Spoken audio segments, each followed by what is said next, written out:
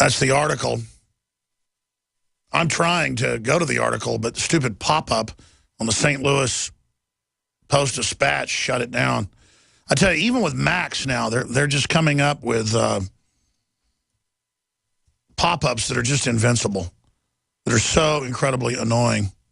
We're going to be taking your phone calls here in just a moment. Missouri Lieutenant Governor Peter Kinder says National Guard was deployed in St. Louis but was told to stand down in Ferguson, he believes, by the Obama administration. The mayor is saying the same thing. Well, they're just waiting, Obama is, so then they can send them in when the public begs for the police state. But it has to get out of control first before that can be done. Or it may be worse than what they've done in the past. This is standard procedure to promote a police state. It may be worse than that. They may be wanting to stir it up all over the country as a destabilization program inside the United States to bring in even more tyranny and to become a political distraction from all the different things Obama is up to and what they are doing. Now, I've given the phone number out. The phone lines are loaded. I want to take your phone calls, and I want to get your take on this, but also, what is this diverting from? Because clearly it's distracting from a whole host of issues. But couldn't the race baiters and MSNBC or others pick a better poster person, a better poster child than Brown? Brown, from all the reports we've gotten, was a big oversized thug who liked to thug around and was, minutes before he was killed, shaking down the little shopkeeper, stealing some cigars. And people say, oh, big deal, you shouldn't die for that. Listen, you reckless drive, you're going to die. I mean, you go out and attack a cop and then run back and charge him again, you're going to get shot. And I'm not saying that's a good thing that he got shot and dead. I don't get off on a black guy being dead and I'm all, oh, right, shoot that black guy. That's not my view on this. But I reject the police state. I also reject the thug culture promoted by MTV and the rest of it as a political weapon. We're going to air a special hard-hitting report on that at the bottom of the next hour. But right now, without further ado, I'm going to go to Clint. And then I'm going to go to Ben and Robert and Neil and Ken, one after the other. And as each person hangs up, that's your chance to call in, 800-259-9231. I'm predicting riots twice as big as what we saw last night. And I think it's a safe bet you will see some other events around the country. Hopefully, though, this will become a dud like the Trayvon Martin race baiting. Because what else does Obama have? The globalists are taking black people's future more than anybody else's. Their unemployment is at record levels, basically doubled under Obozo.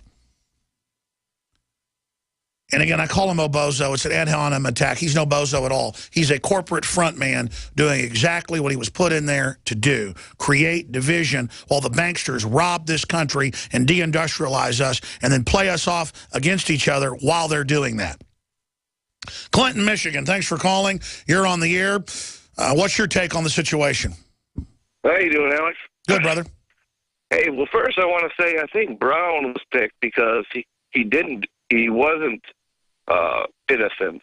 If they would have picked an innocent person to use, I think people would have rallied around the protesters and said, oh, this, I see why they're doing it. Now they pick a guy who clearly was it wrong in what he did, so therefore you don't have those people rallying around those protesters. But my question is all these, obviously it's clear as day that it's an inside job. You got people manipulating it all over the place. They picked 7 o'clock to air it and everything.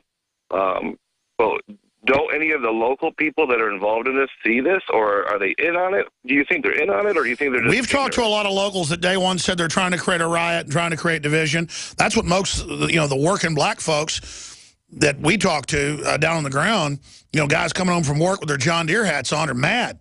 They don't like the media. They don't like what the police are doing, shooting reporters. But they also know the thugs are in there piggybacking on this and being protected, basically. I mean, again, they didn't go arrest folks shooting at the police because they were ordered to stand down.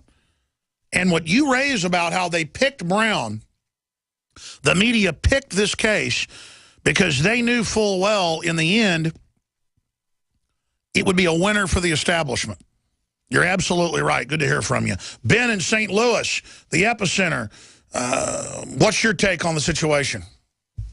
Well, just wanted to say hello and thank you for taking my call. It's been a very interesting, last few weeks, last few months here in St. Louis. I mean, nothing in my neighborhood got very interesting, but down in South City over at Grand, they were smashing windows and, committing crime and all that kind of stuff. But the one thing that has become abundantly clear to me over this entire situation is the importance of the media and the role that the media plays in anything.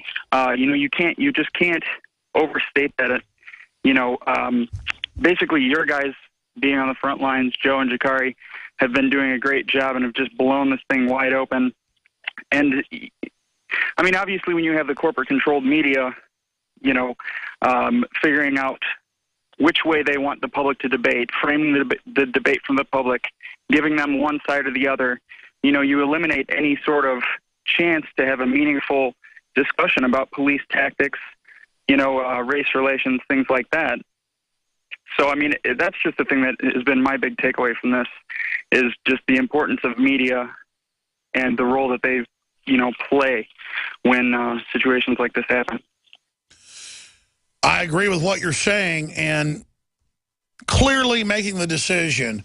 You couldn't have picked 8 o'clock when they knew the decision hours before as a worst time to make the announcement.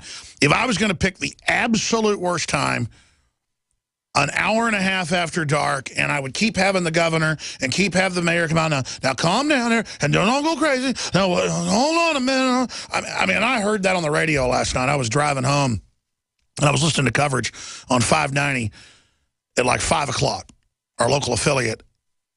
And Jeff Ward, the local host friend of mine, he was going, man, they're trying to hype this. Man, they're acting like it's a sporting event. They're trying to make this as bad as possible. Absolutely. Who is telling them how to announce stuff? I guarantee you it's the military, the PSYOPs, and they're there believing everything they're told. And again, the way PSYOPs works is I'm not blaming the military when I say this. I don't mean the rank and file. When the president sends the Delta Force in, especially Democratic presidents, I've noticed a pattern. Waco, WTO, and other events, and I've dealt with Delta Force. On record, I made the police state film about them and got messed with. I'll just leave it at that. Look, I've told the story, there's video of it, I'm not going to get into it again today. But it was not fun. Hotels broken into, PSYOPs, you name it. They just think you're not allowed to be an American and have a First Amendment because they get messages from the president and get told what to do. And they send them in there. And they then stir things up, basically. I mean, who would tell them release it at 8 o'clock? Who would tell them have the National Guard stand down? See, why wouldn't the governor say who was in charge? The president is in charge, and who does the president use when they want to stir up a destabilization program? Delta Force. Who created Delta Force? Jimmy Carter. They do not even take orders from the Pentagon. It is a special unit. What are there, 3 squadrons, what they call them? Is it up to 5 squadrons now? And then they've got auxiliary sheep dip groups out of Delta Force. They've got groups above Delta Force. But these are what Delta Force operators looked and acted like that Joe Biggs saw in Afghanistan and Iraq, and I've dealt with them. In fact, I think I've seen some of these very guys 14, 15 years ago messing around when I was doing stuff.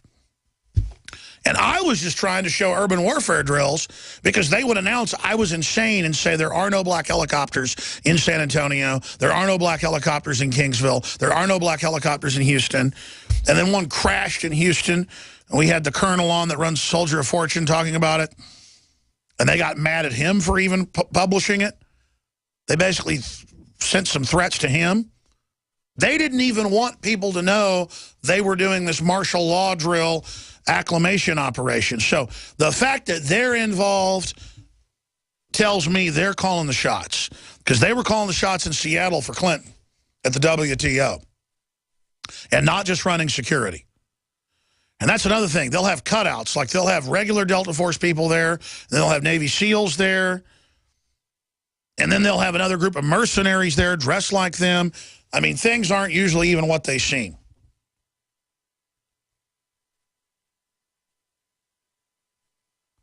Robert in Michigan, you're on the air. Thanks for holding. Hey, Alex, what's up, man? Worldwide broadcast, brother. What's going on? Not much. How you doing, man? Good. Thanks for calling. Hey, you know what? I was watching everything unfold last night on Infowars.com, and I couldn't believe it. And as I was watching things unfold, only thing I could think about was how this looked the same as it looked